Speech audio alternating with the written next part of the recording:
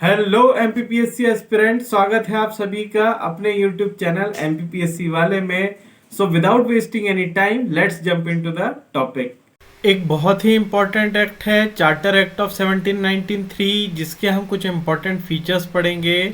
It extended the overriding power given to the Lord Cornwallis over his council to all the future governor generals and governors of presidency. इस feature को समझने से पहले मैं आपको overriding powers का मतलब क्लियर कर देता हूँ। ओवरराइडिंग पावर्स ऐसे पावर्स होते हैं, मान लीजिए कि बंगाल का गवर्नर जनरल और उसकी काउंसिल जो कि 4 मेंबर से मिलके बनी है, ये कोई डिसीजन लेते हैं, लेकिन बंगाल के गवर्नर जनरल का डिसीजन कुछ और होता है और बंगाल के गवर्नर जनरल की जो काउंसिल होती है उसका डिसीजन कुछ और होता है। तो ऐसी स्थिति में जो डिसीजन होगा बंगाल के गवर्नर जनरल का वो माना जाएगा, वो डिसीजन फाइनल होगा, और जो उसकी काउंसिल का जो डिसीजन होगा उसे नेग्लेक्ट कर दिया जाएगा। यानी कि जो बंगाल का गवर्नर जनरल होगा उसका डिसीजन सुप्रीम और फाइनल होगा। इसी को ओवरराइडिंग पावर कहते हैं। बंगाल के गवर्नर जनरल लॉर्ड कॉर्नवालिस को और आने वाले सारे गवर्नर जनरल को दे दिए गए।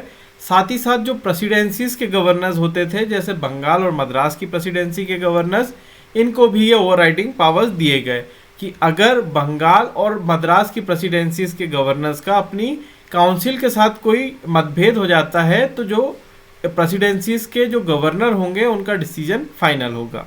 सेकेंड इंपॉर्टेंट पॉइंट है, it gave the governor general more power and control over the government of the subordinate presidencies of the Bombay and Madras. इस एक्ट के द्वारा जो गवर्नर जनरल ऑफ बंगाल था उसको ज़्यादा पावर दे दिए गए, और जो गवर्नर्स थे बॉम्बे और मद्रास प्रेसिडेंसीज के, इनके पावर्स को बंगाल के गवर्नर जनरल के पावर के नीचे कर दिया गया।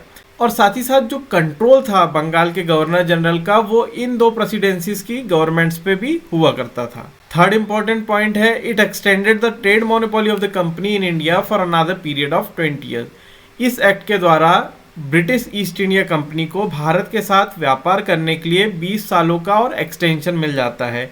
इसका मतलब ये हुआ कि ब्रिटिश ईस्ट इंडिया कंपनी को अगले 20 सालों तक भारत के साथ जिस भी तरह का ट्रेड करना है उसकी ब्रिटिश ईस्ट इंडिया कंपनी को खुली छूट दे दी गई। फोर्थ इंपॉर्टेंट फीचर है, it provided that the commander in chief was not a member of the governor general council unless he was so appointed. Fourth feature इस act का ये कहता है कि जो कमांडर इन चीफ होगा वो गवर्नर जनरल की एग्जीक्यूटिव काउंसिल का हिस्सा नहीं होगा जब तक कि उसे इस कार्य के लिए स्पेशली अपॉइंट ना किया जाए ब्रिटिश पार्लियामेंट के द्वारा। फिफ्थ इंपॉर्टेंट पॉइंट है, it laid down that the members of the board of control and their staffs were henceforth to be paid out of the Indian revenues. इस act के द्वारा ऐसी व्यवस्थाएं भी करी गई कि जो बोर्ड ऑफ कंट्रोल होगा और जो उसका स्टाफ होगा उसका जो वेतन यानी जो पेमेंट होगा वो भारतीय रिवेन्यू से पे किया जाएगा, यानी भारतीय जो मुद्रा होगी, भारत में जो रिवेन्यू कलेक्ट होगा उससे उनका पेमेंट किया जाएगा। अगर आपको हमारा YouTube चैनल अच्छा लगता है तो प्लीज़ इसे लाइक कीजिए, शेयर कीजिए, सब्सक्राइब कीजिए और बेल आइकन को प्रेस करना ना भूलिए, जिससे आपको रीसेंट वीडियोस की नोटिफिकेशन मिलती रहे। Thanks for watching.